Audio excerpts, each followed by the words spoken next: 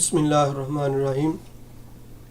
السلام علیکم ورحمۃ اللہ وبرکاتہ۔ Welcome to all students. ہم اسلامک اسٹڈی کا کورس پڑھ رہے ہیں اور یہ ہماری دوسری کلاس ہے۔ پہلی کلاس میں ہم نے اسلامک اسٹڈی کا جو پہلا ٹاپک ہے مذہب اور انسانی زندگی، ہم نے اس کے بارے میں جانا کہ مذہب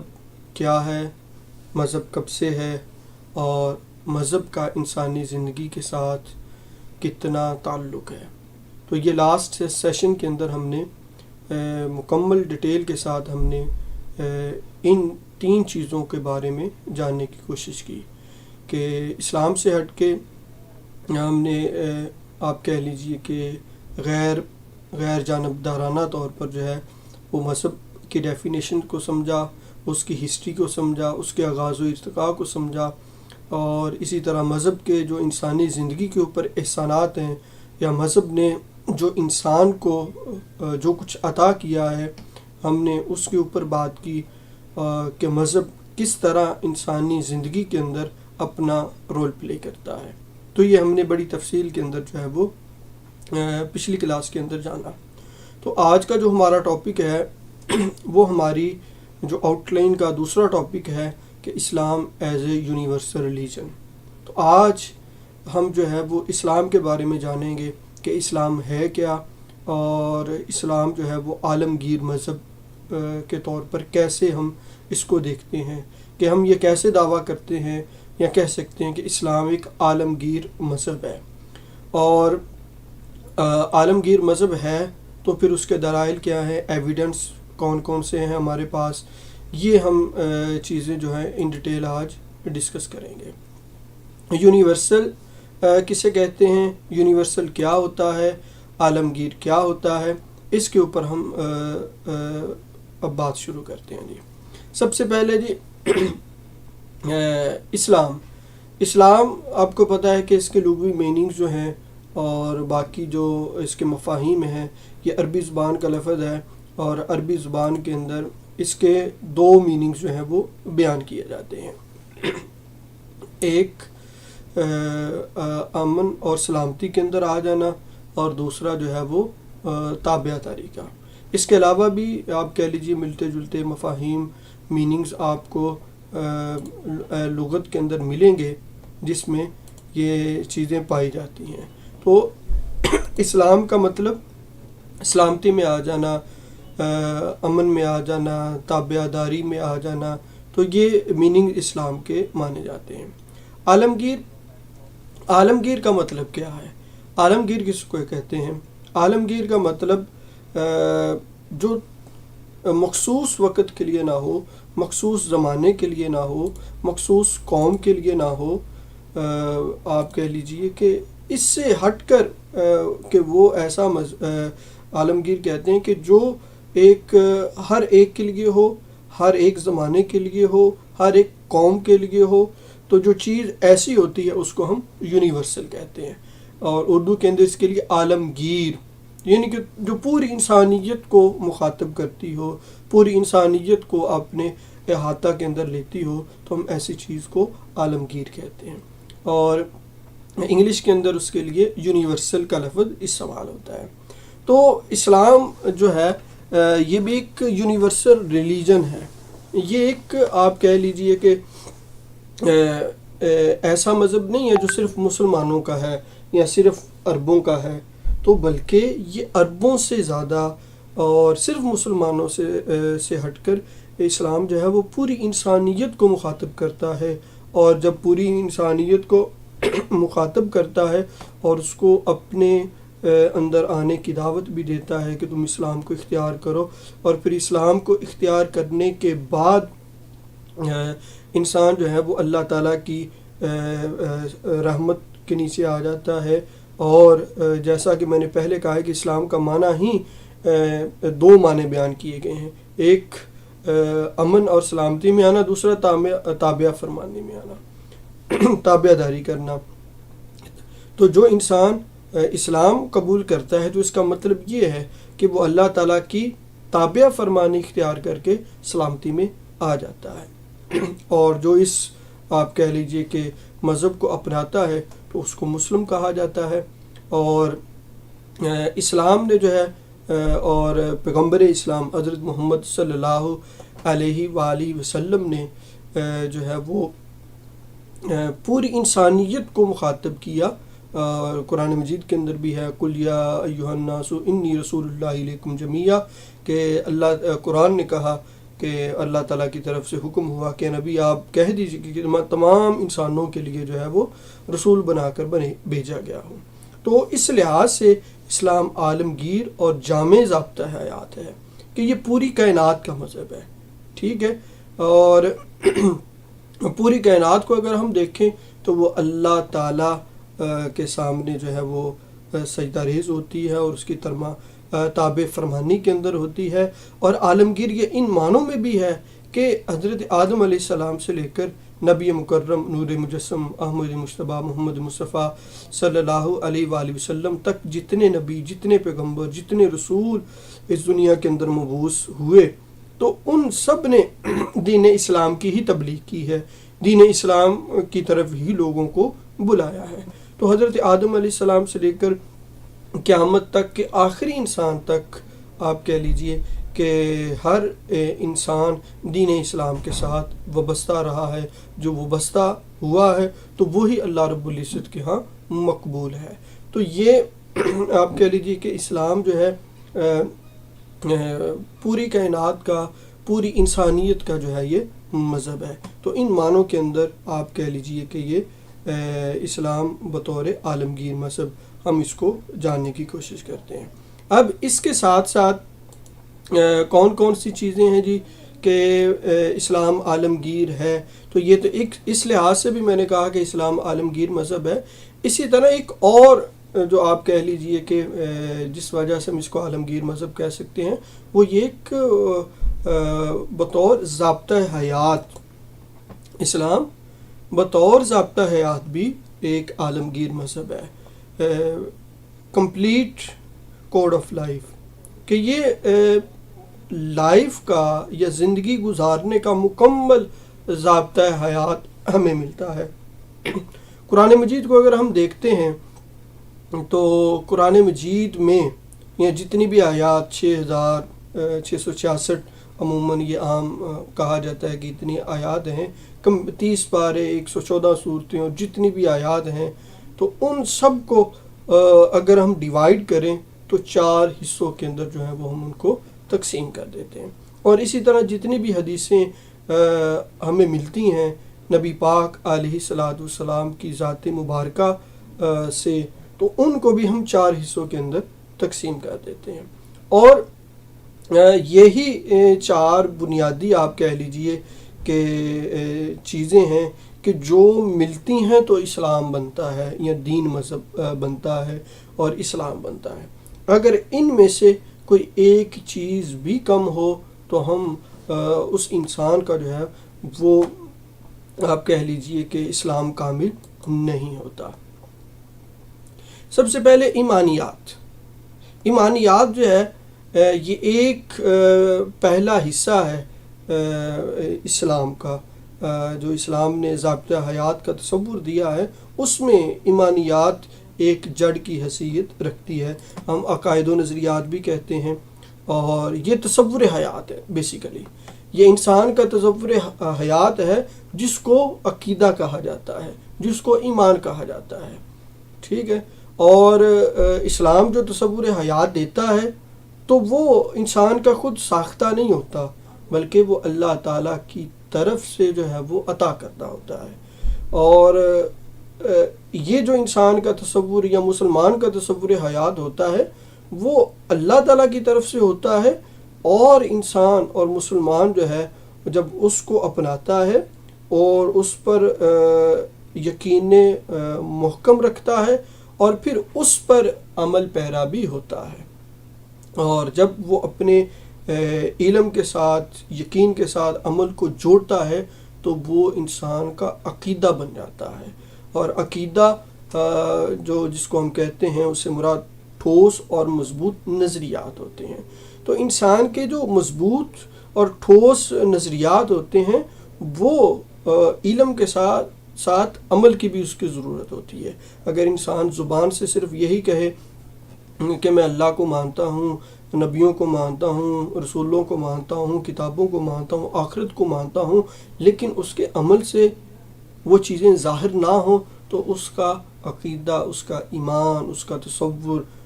وہ کبھی بھی مکمل اور کامل نہیں ہوتا۔ تو یہ جو ایمانیات ہیں، یہ انسان کا تصور حیات جو ہوتا ہے، یہ ایک مکمل ضابطہ حیات میں جڑ کی، بیج کی حیثیت جو ہے وہ رکھتا ہے۔ تو یہ آپ کہہ لیجئے کہ یہ 25% ہم اس کو ویٹیج دے سکتے ہیں کہ یہ پہلا 25% حصہ ہے کہ جو انسان کے زندگی کی بنیاد بنتا ہے، ٹھیک ہے نا، ایمانیات یہ 25% بنتا ہے۔ تو اس کے بعد جو دوسرا حصہ ہے ضابطہ حیات کا، وہ عبادات ہیں۔ عبادت کس کو کہتے ہیں؟ بندگی رب کو کہتے ہیں۔ عبادت دراصل خالق اور مخلوق کے درمیان رشتے کا نام ہے، ایک تعلق کا نام ہے، اور اس بات کا اقرار ہے کہ کوئی خالق ہے، کوئی مخلوق ہے، ٹھیک ہے نا، کوئی عابد ہے، کوئی معبود ہے، کوئی مالک ہے، کوئی مملوک ہے۔ تو عبادت اس رشتے کو واضح کرتی ہے، اور اس رشتے کو برقرار رکھنے کے لیے یا اس آپ کہہ لیجئے رشتے کو مختلف مظاہر کے اندر انسان جو ہے وہ برقرار رکھتا ہوا نظر آتا ہے۔ جیسے مسلمان نماز پڑھتے ہیں، نماز کے لیے وضو کرتے ہیں، ٹھیک ہے نا، روزہ رکھتے ہیں، زکوٰۃ دیتے ہیں،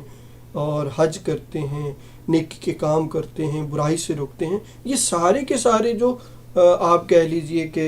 چیزیں ہیں عبادات کا جو ہے، تو یہ اس تعلق کو ظاہر کرتے ہیں جو انسان کا، جو مسلمان کا اپنے پروردگار، اپنے خالق اور مالک ہوتا ہے۔ تو عبادات کی جو پرسنٹیج ہے وہ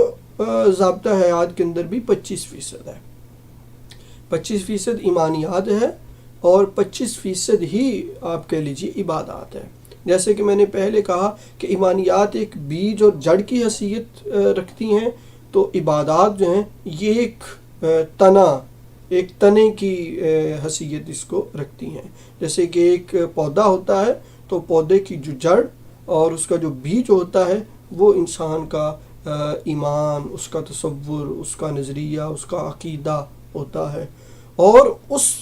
جڑ سے، اس بیج سے جو ایک تنا پروان چڑھتا ہے، وہ دراصل عبادات ہوتی ہیں۔ کہ وہ عبادت، جیسا کہ میں نے کہا کہ وہ اپنے پروردگار، اپنے خالق اور مالک کے ساتھ ایک تعلق کے رشتے کو عبادت کہا جاتا ہے۔ تو وہ ایک جب عبادت کے ساتھ جو ہے وہ تنا مضبوط ہو جاتا ہے، تو پھر اس کے بعد پھل اور پھول لگتے ہیں۔ تو تیسرا حصہ ضابطہ حیات کے اندر جو آتا ہے وہ اخلاقیات آتا ہے۔ اخلاقیات یہ خلق کی جمع ہے، ٹھیک ہے، خلق کی جمع ہے، اور خلق سے مراد وہ عادت ہے، خلق سے مراد یہ خلق کی جمع ہے، اور یہ آپ کہہ لیجیے خلق سے مراد وہ عادت ہے۔ خلق عادت کو کہتے ہیں جو انسان کے نظریہ زندگی کی عکاسی کرتی ہے، یعنی کہ انسان جو سوچتا ہے، جو تصور رکھتا ہے، اس کے اکارڈنگ وہ عمل بھی کرتا ہے، وہ کام بھی کرتا ہے، اور پھر جب وہ مسلسل اپنے نظریے کے مطابق کام کرتا چلا جاتا ہے تو وہ عمل اس کی جو ہے وہ عادت بن جاتا ہے۔ اور اخلاق جو ہوتا ہے وہ انسان کے عقیدے اور اس کے دین کے ساتھ اس کا بڑا گہرا تعلق ہوتا ہے۔ جیسا کہ میں نے ابھی بات کی کہ انسان جو بھی تصور رکھے گا، جو بھی نظریہ رکھے گا، تو اس کا آپ کہہ لیجئے کہ اثر انسان کے عادت سے، اس کے کاموں سے ہمیں نظر آئے گا۔ مثال کے طور پر اگر انسان کے اچھے تصورات ہیں تو وہ نیکیاں بھلائی کرتا ہوا نظر آئے گا، اور اس کے اگر برے تصورات ہیں تو وہ برے کاموں کے اندر ملوث نظر آئے گا۔ تو انسان کے عقیدے اور اس کی عادت کا آپس کے اندر بڑا گہرا کنیکشن ہے، بڑا گہرا تعلق ہوتا ہے، اور اسی کی عادات سے یہ پتہ چلتا ہے، جیسے کہ میں نے ابھی کہا، کہ اس کا دین کتنا مضبوط ہے، اس کا نظریہ کتنا مضبوط ہے، اس کا تصور حیات کتنا مضبوط ہے، ٹھیک ہے نا۔ اور اس کی مثال کے طور پر ہم ایک دوسرے کا احترام کرتے ہیں، ایک دوسرے کا خیال رکھتے ہیں، وعدہ پورا کرنا ہے، سچ بولنا ہے، ٹھیک ہے نا، جھوٹ نہیں بولنا، کسی کو نقصان نہیں پہنچانا، یہ ساری کی ساری چیزیں جو ہیں یہ اخلاقیات کے دائرے کے اندر آتی ہیں۔ تو یہ اخلاقیات جو ہیں یہ بھی ضابطہ انسان کی جو ضابطہ حیات ہے اس کا 25% ہے۔ پھر جو ایک چوتھا آپ کہہ لیجئے کہ حصہ ہے ضابطہ حیات کا، تو وہ معاملات ہیں۔ معاملات، یہ معاملہ کی جمع ہے، جس کا مطلب ہوتا ہے دو آدمیوں کا، دو انسانوں کا، 2 پرسن کا آپس میں سلوک، لین دین، رویہ، باہمی تعلق۔ تو یہ ان چیزوں کو ہم معاملہ کہتے ہیں۔ مثال کے طور پر ہم کاروبار کرتے ہیں، خرید و فروخت کرتے ہیں، کوئی ایگریمنٹ کرتے ہیں، کوئی کمٹمنٹ کرتے ہیں، ٹھیک ہے نا۔ جس طرح شادی ہے، یہ بھی ایک معاملہ ہے، ٹھیک۔ تو بہت ساری چیزیں ہیں، تجارت آپ ساری کی ساری دیکھ لگتے ہیں، ٹھیک ہے نا۔ جاب جو کر رہے ہوتے ہیں وہ بھی ایک معاہدے اور ایک معاملات ہے ان کا ہوتا ہے۔ ریاست اور آپ کہہ لیجئے کہ حکومت اور عوام کا جو ہے وہ ایک رشتہ ہوتا ہے، والدین کا بچوں کے ساتھ ہوتا ہے، میاں بیوی کا ہوتا ہے، بہن بھائی کا ہوتا ہے، ٹھیک ہے نا۔ تو یہ جو معاملات ہیں تو یہ بھی انسان کا جو ضابطہ حیات ہے اس کا ایک اہم حصہ ہے۔ تو یہ بھی 25% آپ کو نظر آئے گا۔ تو یہ چاروں کو اگر ہم ملائیں تو 25% ایمانیات ہیں، 25% عبادات ہیں، 25% اخلاقیات ہیں اور 25% معاملات ہیں۔ تو اگر ہم چاروں کو اکٹھا کریں تو پورا ایک ضابطہ حیات بنتا ہے، اور وہ پورا ایک نظریہ اور تصور بنتا ہے جو ہمیں اسلام دیتا ہے۔ جیسے کہ شروع میں میں نے بات کی کہ ہم ساری قرآنی آیات کو، ساری احادیث کو اپنے سامنے رکھ لیں اور ہر ایک کو پڑھتے جائیں، تو ہر ایک کو پڑھنے کے بعد ہم یہ 4 کیٹیگریز کے اندر ہی اس کو ڈیوائیڈ کر سکیں گے، کوئی 5ویں نہیں بنا سکیں گے۔ تو ہم اب خود اپنا انالیسس کر لیں، اپنا جائزہ لے لیں کہ ہم میں سے کوئی فرد صرف ایمانیات کو ہی پورا مکمل اور دین سمجھتا ہے، کوئی صرف عبادات کو مکمل دین سمجھتا ہے، کوئی اخلاقیات کو صرف مکمل دین سمجھتا ہے، کوئی معاملات کو مکمل دین سمجھتا ہے، ہم میں سے کوئی ایمانیات اور عبادات کو کر لیتا ہے، ٹھیک ہے نا، اور کوئی اخلاقیات کو ملا لیتا ہے۔ یعنی کہ ہم میں سے کتنے لوگ ایسے ہیں جو ان چاروں ایریاز کے اندر جو ہیں وہ پرفیکٹ چل رہے ہیں۔ تو یہ چیزیں جو ہیں وہ ہمیں سوچنے والی ہیں اور سمجھنے والی ہیں۔ تو اگر ہم ان چاروں چیزوں کو سمجھ جائیں اور چاروں چیزوں کو دیکھ لیں تو ہمارا جو آپ کہہ لیجئے کہ مسئلہ ہے دین کی تفہیم کا، وہ درست ہو سکتا ہے، وہ ٹھیک ہو سکتا ہے۔ تو ہمارے لڑائی جھگڑے سارے کے سارے اسی کے اوپر ہیں۔ ہم نے سارا فوکس جو ہے وہ اپنا صرف ایمانیات کے اوپر رکھا ہوا ہے۔ ایمانیات سے اگر ہم تھوڑا سا آگے گزرتے ہیں تو عبادات میں چلے جاتے ہیں۔ تو اخلاقیات اور معاملات والا جو ایریا ہے، جو 25% ہے ہمارے اسلام نے جو ہمیں دیا ہے، ہم نے کبھی اس کے اوپر غور و فکر ہی نہیں کیا، ہم نے کبھی اپنا اخلاق درست کرنے کی کوشش ہی نہیں کی، اپنا معاملہ صحیح کرنے کی کوشش ہی نہیں کی۔ تو یہ وہ چیزیں ہیں جو ہمارا دین اور نبی کریم علیہ الصلوۃ والسلام نے ہمیں سکھائی ہیں۔ تو اسلام اس لحاظ سے بھی ایک مکمل ضابطہ حیات آپ کہہ سکتے ہیں، مکمل دین کہہ سکتے ہیں، اور اس لحاظ سے یہ عالمگیر مذہب ہے۔ میں نے جیسے کہ بات کی، یہ عالمگیر مذہب، ایک تو پوری کائنات کا مذہب ہے، اور دوسرا اس لحاظ سے بھی یہ عالمگیر مذہب ہے کہ یہ انسانی زندگی کے جو بنیادی شعبے ہیں ان کو کور کر رہا ہے، اور ان کی پراپر جو ہے وہ ویٹیج بھی دیتا ہے اور گائیڈنس بھی دیتا ہے، جس کو اپنا کر انسان اپنی بہترین زندگی جو ہے وہ گزارتا ہے۔ تو ایمان کے بارے میں جیسے میں نے کہا، ایمانیات میں یہ جڑ کی حیثیت رکھتی ہیں،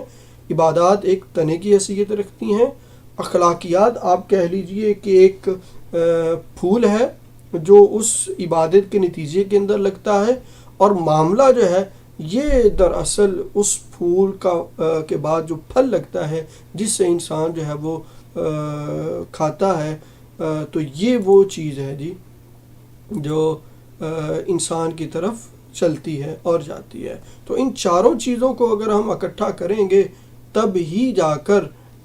ہم جو ہے وہ اپنا صحیح دین کا جو تصور ہے اس کو جان سکیں گے۔ اس کے بعد اگر ہم اسلام کی بات کریں کہ اسلام جو ہے وہ اس کی فضیلت کیا ہے اور اس کی آپ کہہ لیجئے کہ کون کون سی ایسی خصوصیات ملتی ہیں، تو ان میں سب سے پہلے اگر ہم فضیلت کی بات کریں کہ یہ عالمگیر مذہب تو ہے، تو اس کے ساتھ ساتھ جو اس کی اہمیت ہے، جو اس کی فضیلت ہے، اس میں سب سے پہلے یہ فضیلت ہے کہ یہ دین اسلام اللہ تعالیٰ کا پسندیدہ دین ہے۔ جیسا کہ میں نے اس سے شروع کے اندر یہ بات کی کہ حضرت آدم علیہ السلام سے لے کر نبی کریم علیہ السلام، بلکہ میں نے کہا کہ قیامت کے آخری انسان تک یہ ہر ایک فرد کے لیے جو ہے جو دین ہے یہ دین اسلام ہی تھا اور رہے گا، پہلے بھی تھا اور قیامت تک کے آخری انسان تک کے لیے یہ دین اسلام ہی رہے گا، اور ہر نبی ہر پیغمبر ہر رسول اسی دین کی طرف جو ہے وہ تبلیغ کرتے رہے ہیں۔ کیونکہ یہ اللہ تعالیٰ کا پسندیدہ دین ہے۔ سورہ آل عمران کے اندر آیت نمبر جو ہے وہ 19 کے اندر اللہ رب العزت نے فرمایا کہ ان الدین عند اللہ الاسلام، کہ اللہ تعالیٰ کے ہاں جو دین مقبول ہے یا سب سے پسندیدہ دین ہے وہ دین اسلام ہی ہے، ٹھیک ہے۔ اور پھر اللہ رب العزت کی ذات نے جو ہے قرآن میں نے ٹاپک کے اندر ڈسکس کیا کہ جو بڑے مذاہب ہیں وہ 1 درجن کے قریب ہیں، لیکن اس کے علاوہ بہت زیادہ جو ہے جاتے ہیں، لیکن ان میں سے سب سے بہترین جو مذہب ہے، بہتر دین جو ہے وہ اسلام کو بیان کیا للہ وہو محسن،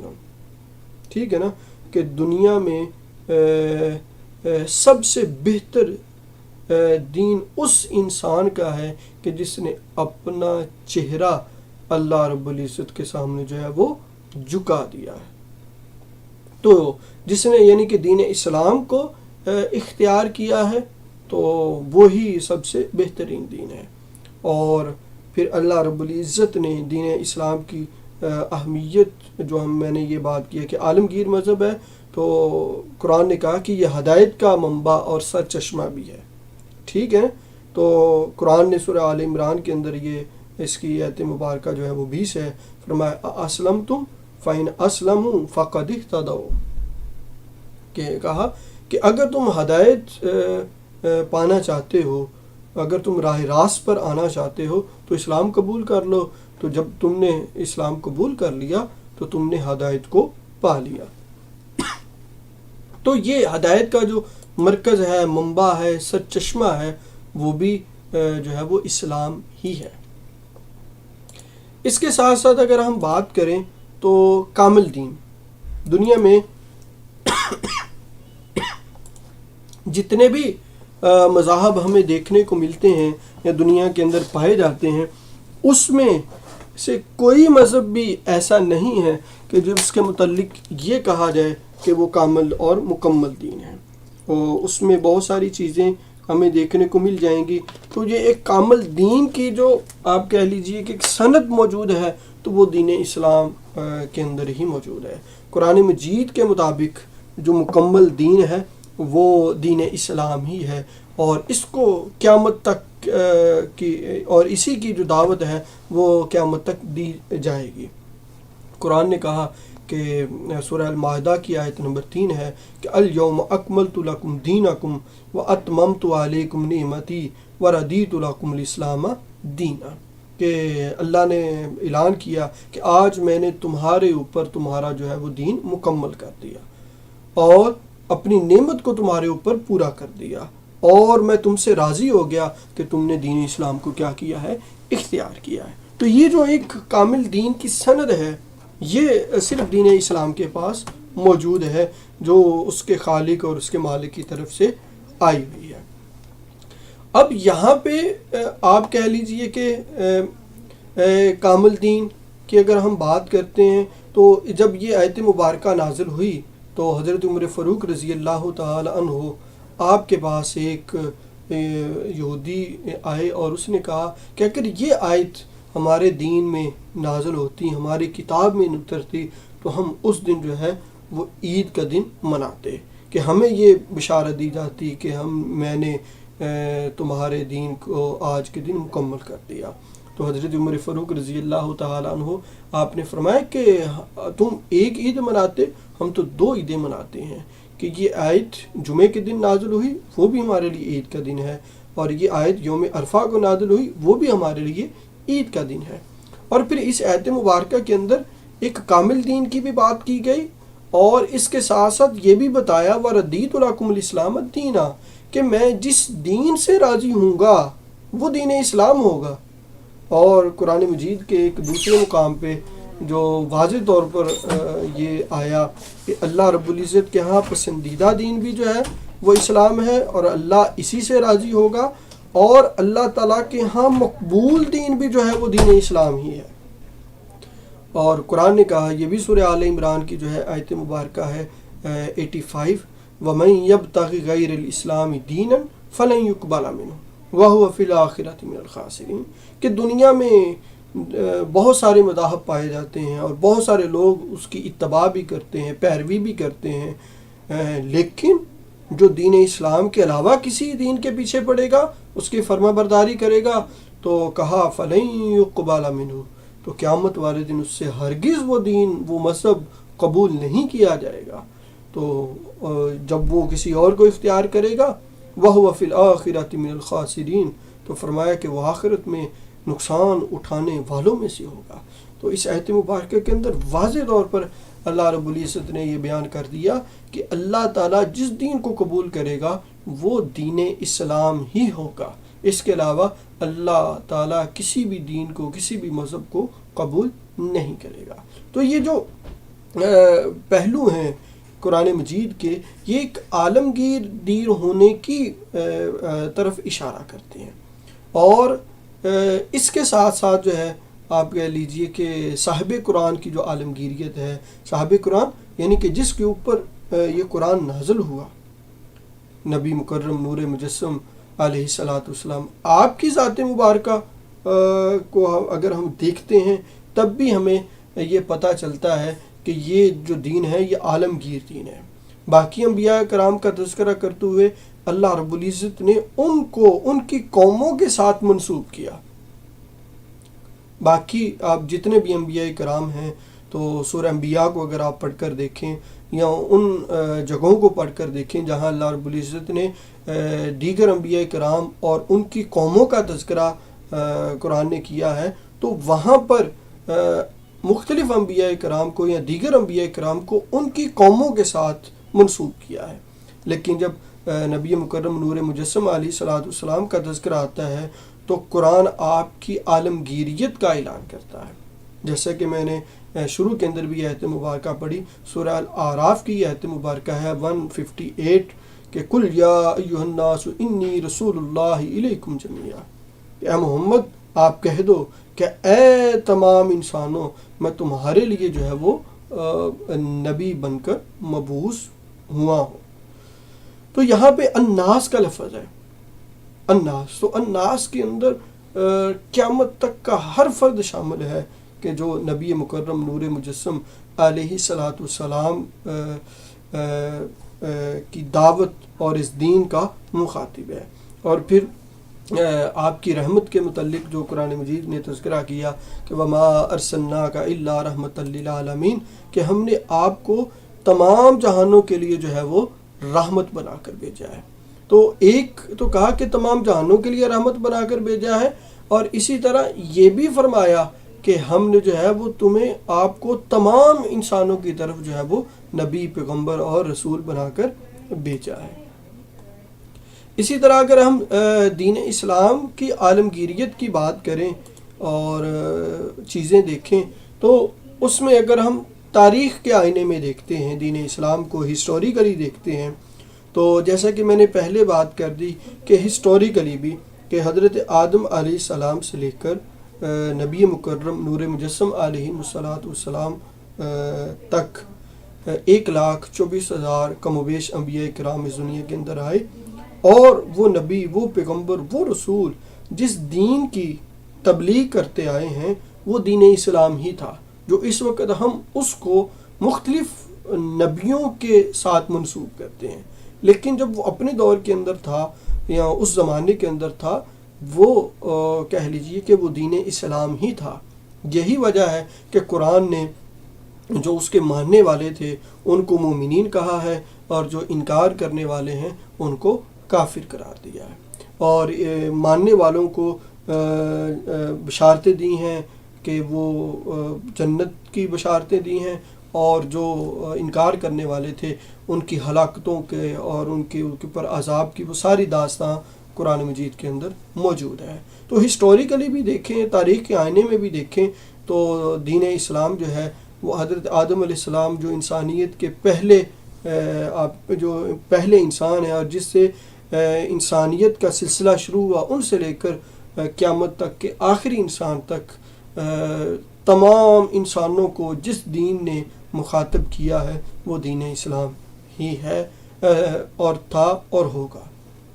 جغرافیہ کے اعتبار سے اگر ہم دیکھیں جیوگرافیکلی تو دین اسلام کی اگر ہم بات کریں تو نبی مکرم نور مجسم علیہ الصلاۃ والسلام جو دین لے کر آئے، جو پیغمبر جو دین لے کر آئے، اور جس جگہ کے اوپر نبی مکرم نور مجسم علیہ الصلاۃ والسلام کی پیدائش ہوئی اور آپ نے جہاں سے تبلیغ کا آغاز کیا وہ مکہ المکرمہ ہے، ٹھیک ہے۔ اور جیسا کہ اس پکچر کے اندر آپ دیکھتے ہیں کہ یہ دنیا کے میپ میں خانہ کعبہ کی ایک تصویر نظر آ رہی ہے، اور یہ جغرافیکلی آپ دیکھیں تو قرآن نے یہ کہا ہے کہ ان اول بیت وضع للناس للذی ببکۃ مبارک وہدی للعالمین، کہ دنیا کے اندر جو سب سے پہلا گھر بنایا گیا ہے وہ مکہ کے اندر بنایا گیا، وہ بیت اللہ میں بنایا گیا، ٹھیک ہے نا۔ تو پہلا گھر کہاں تخلیق کیا گیا؟ مکہ مکرمہ کے اندر، ببکہ کہا، اور پھر اللہ رب العزت نے جو یہ مکہ کی بستی ہے اس کو ام القریٰ کہا ہے قرآن نے، ام القریٰ، بستیوں کی ماں، بستیوں کی ماں، ماں کو کہتے ہیں عربی کے اندر، اور کا جو میننگ ہے وہ اصل کے ہیں، قریٰ قریہ کی جمع ہے، ٹھیک ہے نا۔ تو قریہ بستی کو کہتے ہیں، تو بستیوں کی ماں مطلب کیا کہ دنیا کے اندر جو سب سے پہلا گھر تخلیق ہوا وہ بھی مکہ کے اندر تخلیق ہوا، اور دنیا میں آپ کہہ لیجیے جو پہلی بستی بسی وہ بھی مکہ کے اندر بستی، اور وہاں سے ہی آپ کہہ لیجیے کہ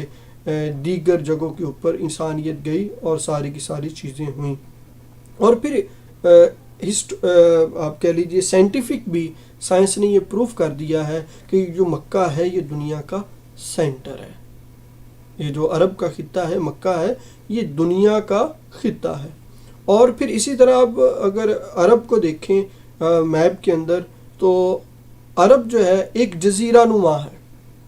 جزیرہ نما ہے۔ جزیرہ نما کسے کہتے ہیں؟ جس کے 3 طرف پانی ہو اور ایک طرف خشکی ہو، جزیرہ کہتے ہیں جو پانی جس کے چاروں طرف پانی ہو، اور جزیرہ نما اس کو کہتے ہیں جس کے 3 طرف پانی ہو اور ایک طرف خشکی ہو۔ تو عرب جو ہے تو اس کے 3 طرف پانی ہے اور ایک طرف خشکی ہے، اور عرب کے خطے کے جو ہے وہ ارد گرد 3 بر اعظم ہیں۔ ایک طرف بر اعظم ایشیا ہے جو دنیا کی آبادی کا 60% ہے، وہاں پہ لوگ بستے ہیں۔ وہ ایک طرف جو ہے وہ بر اعظم یورپ ہے، اور جو دنیا کی آبادی کا تقریباً 10% کے قریب ہے، اور ایک طرف بر اعظم افریقہ ہے جو کہ دنیا کی آبادی کا 15% کے قریب ہے۔ تو یہ تینوں بر اعظموں کو ملاتا بھی ہے، ان کے سینٹر کے اندر ہے۔ ٹھیک ہے نا. تو جغرافیکلی بھی یہ دنیا کے سیکٹر کے اندر ہے, ٹھیک ہے نا, اور یہاں سے ہی بستیوں کا آغاز ہوا, اور 3 بر اعظموں کو اپنا ملانے والا بھی ہے, اور انہی 3 بر اعظموں کے اندر انسانیت سب سے زیادہ بستی ہے, ٹھیک ہے نا. باقی جو 3 بر اعظم ہیں, بر اعظم آسٹریلیا 2% کے قریب لوگ رہتے ہیں, بر اعظم افریقہ کے امریکہ کے جو دونوں ہیں اس میں 6% کے قریب لوگ آباد ہیں, ٹھیک ہے نا. تو یہ جغرافیکلی بھی یہ آپ کہہ لیجیے کہ ایک عالمگیر حیثیت رکھتا ہے, اور یہاں سے ہی دین اسلام کا آغاز ہوا. اور پھر اس دین کی جو کتاب ہے, میں نے صحابہ قرآن کی بات کی, وہ ان کی بعثت کے متعلق بھی تمام انسانوں اور تمام آپ کہہ لیجئے کہ جہانوں کے لیے ان کو رحمت بنا کر بھیجا گیا, تمام انسانوں کے لیے مبعوث کیا گیا. اور جو کتاب دی گئی وہ ایک محفوظ بھی کتاب دی گئی اور مکمل کتاب بھی دی گئی, اور ان کو اس کتاب کے بارے میں کہا گیا ہدی للناس. ایک تو سورہ البقرہ کے اندر ہے ہدی للمتقین کہ یہ متقین کے لیے ہدایت ہے, اور ایک جگہ پہ یہ کہا گیا ہدی للناس, یہ تمام انسانوں کے لیے ہدایت ہے. تو قرآن مجید سے بھی یہ معلوم ہوتا ہے کہ وہ جو ہے وہ تمام انسانوں کے لیے ہدایت کا ذریعہ ہے, جو بھی آپ کہہ لیجئے کہ اس کو پڑھتا ہے. تو خانہ کعبہ کے لیے بھی عالمین کا لفظ استعمال ہوا, جیسا کہ میں نے ان اول بیت وضع للناس کہ یہ گھر تمام جہانوں کے لیے بنایا, تمام انسانوں کے لیے بنایا گیا, وہ بھی میں نے بات کر دی. تو یہ دین اسلام کی جو عالمگیریت ہے وہ ہمیں دیکھنے کو ملتی ہے کہ دین اسلام کس طرح اور کن کن وجوہات یا کن کن ہم ذرائع سے دیکھ سکتے ہیں کہ یہ ایک ایسا دین ہے جو ایک مخصوص علاقے کا نہیں ہے, مخصوص قوم کا نہیں ہے, مخصوص وقت کا نہیں ہے, بلکہ یہ ایک قیامت تک کے انسانوں کا دین ہے. اور جتنے بھی اس دنیا کے اندر خطے ہیں اور جتنے بھی بر اعظم ہیں اور ان میں وہاں پہ جتنے بھی لوگ بستے ہیں, تمام آپ کہہ لیجیے انسانوں کو یہ دین مخاطب کرتا ہے. یہ صرف مسلمانوں کا دین نہیں ہے. نبی کریم علیہ الصلوۃ والسلام کی جو بعثت ہوئی وہ تمام انسانوں کی طرف ہوئی, صرف اہل عرب کی طرف نہیں ہوئی. تو قرآن مجید کی جب ہم بات کرتے ہیں تو قرآن مجید کو بھی ہدی للناس کہا گیا کہ یہ تمام انسانوں کے لیے ہدایت